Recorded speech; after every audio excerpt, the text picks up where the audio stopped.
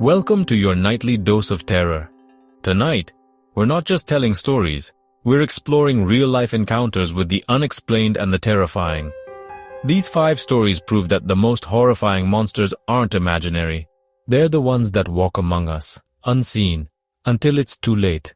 From a shadow at the window to a roommate who vanishes, these accounts will make you question the safety of your own home. So turn down the lights, get comfortable, and prepare for a journey where the line between normal and nightmarish disappears. These stories are real, and they are terrifying. Clara had just moved into her first ground-floor apartment in a quiet suburb. It was a charming little place, with a cozy living room and a small garden out back. She felt a sense of independence and excitement, ready to start this new chapter of her life. At first, everything was perfect, until the nights brought a heavy, oppressive feeling she couldn't shake. The once comforting silence of the suburb began to feel eerie, and the shadows in her apartment seemed to grow longer and darker. One night, while reading in bed, she glimpsed a silhouette outside her window, a dark, featureless figure, perfectly still. Her heart raced as she tried to convince herself it was just her imagination, but the figure remained, unmoving and menacing. Paralyzed with fear, she hid under her covers. When she finally mustered the courage to look again, the shadow was gone, but the terror remained. She spent the rest of the night wide awake, every creak and rustle amplifying her anxiety. The next morning she found muddy footprints beneath her window. The police could do nothing, dismissing it as a prank or a stray animal. But Clara knew better. She felt the malevolent presence that had watched her. The shadow returned, not every night, but often enough to keep her in constant dread. Each time, it appeared without warning, a silent reminder that she was never truly alone. Friends dismissed her fears, suggesting she was overreacting or imagining things. But Clara knew what she saw.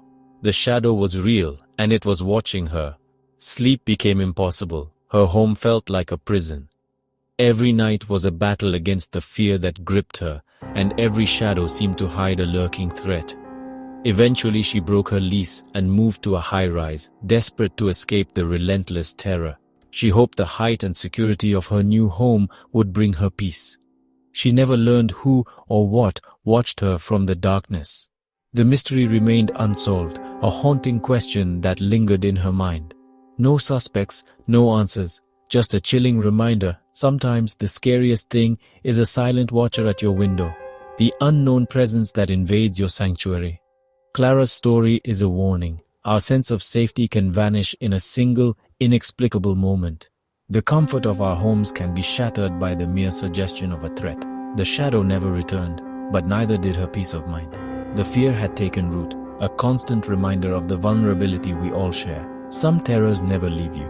They become a part of you, a shadow that lingers in the corners of your mind, always watching, always waiting.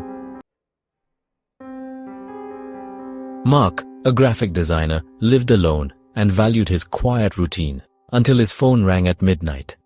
He was used to the silence of his apartment, the hum of his computer, and the occasional sound of traffic outside. But that night, the shrill ring of his phone shattered the calm. The number was blocked. On the other end, silence and slow, deliberate breathing. Mark's heart raced as he listened, trying to make sense of the eerie stillness. He hung up, hoping it was a prank. The calls came every night at midnight, always silence, always breathing. Mark began to dread the approach of midnight, knowing the call would come, disrupting his peace. Then a whisper, "Mark!" The caller knew his name, his habits, even what he wore. The realization sent chills down his spine. Who could be watching him so closely? "I like the blue shirt you wore today," the voice rasped. Mark realized he was being watched. Every move he made was under scrutiny, and the thought was unbearable. The police couldn't trace the calls. Mark's paranoia grew. He saw suspicious figures everywhere. Every shadow seemed menacing, every passerby a potential threat. One night, he confronted the caller. The voice whispered, "I'm the one who lives in the walls, Mark. I can see you right now." The words echoed in his mind, filling him with dread. Mark's eyes darted to a small old vent in his living room. Terror seized him. The thought of someone living within the walls of his home was too much to bear. He fled his apartment that night, never to return. The fear of the unknown, of the unseen watcher, drove him away from the place he once called home. He left everything behind, driven out by a voice and the horrifying thought that the caller was closer than he'd ever imagined. His belongings, his memories, all abandoned in his haste to escape. Mark's ordeal is a reminder. Sometimes the terror isn't outside. It's already inside, watching, waiting. The walls that once provided comfort now seem to harbor unseen horrors. The calls stopped, but the fear never did. Every ring of a phone, every creak of a floorboard brought back the memories of those terrifying nights. He never found out who the midnight caller was. The mystery remained unsolved, a dark chapter in his life that he could never close. Some mysteries are better left unsolved. The unknown can be more terrifying than the known, and sometimes ignorance is a twisted form of bliss. Would you answer the phone at midnight? The next call could be for you. College sophomore Liam's roommate Julian was quiet and artistic, always sketching in a leather-bound notebook. He kept mostly to himself, rarely joining in the late-night dorm antics or the endless chatter in the common room. Instead, Julian would sit by the window, headphones on, lost in his own world, pencil moving furiously across the page.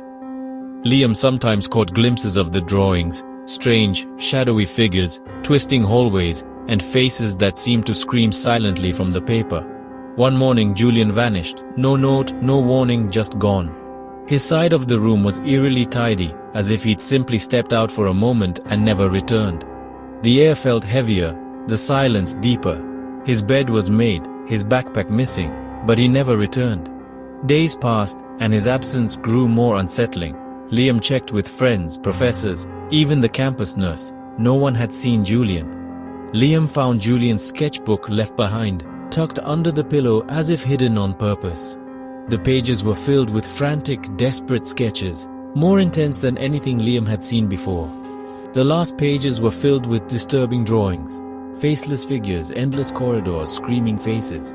Some images seemed to move if you stared too long, as if the paper itself was alive with fear. On the final page, "They found me. I can't let them take me back. The door is not a door." The handwriting was shaky, the ink smudged, as if written in a hurry or with trembling hands. Security footage showed Julian leaving the dorm, looking normal. He wore his usual hoodie, backpack slung over one shoulder, and didn't seem rushed or afraid. But there was something odd in his eyes, a distant, haunted look. He never arrived at class, never used his ID or bank card again. It was as if he'd stepped off the edge of the world, leaving no trace behind. The police found no evidence, no leads. Julian's family was devastated. Flyers went up around campus, search parties combed the nearby woods, but nothing turned up. The investigation stalled, and hope faded. Weeks passed. The case went cold. The world moved on, but for Liam, time seemed to freeze in that room. Liam's new roommate moved in, but the mystery lingered. The new guy asked about the empty bed, the strange atmosphere, but Liam never knew what to say. The empty bed haunted Liam, as did the cryptic message. He often woke at night, staring at the spot where Julian once slept, wondering if he'd missed some clue. The door is not a door. What did it mean? Julian was never found. The phrase echoed in Liam's mind, a riddle with no answer. No body, no clues, just a vanished roommate and a notebook full of nightmares. Some disappearances defy explanation. Liam sometimes wondered if the drawings were warnings, or a map to somewhere else. Liam still wonders if Julian stepped into another world, or if something darker took him. The door remains closed, and the mystery endures, a shadow that never quite leaves the room.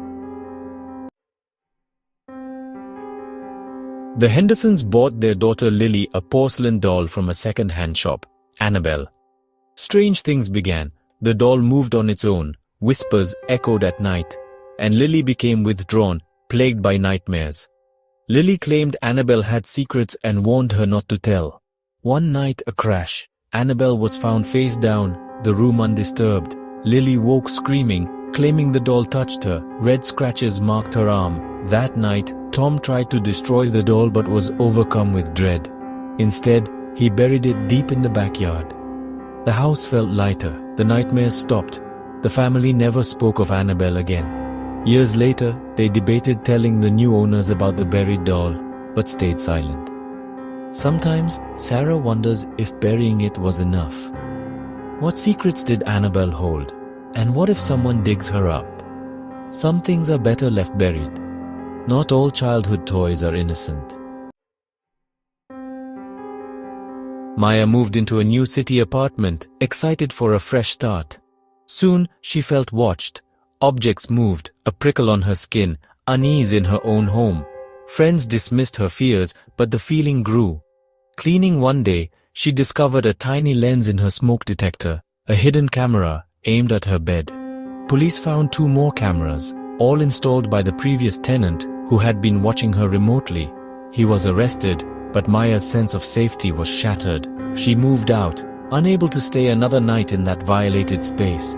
The monsters aren't always in the shadows. Sometimes they hide behind a lens, turning your life into their twisted show.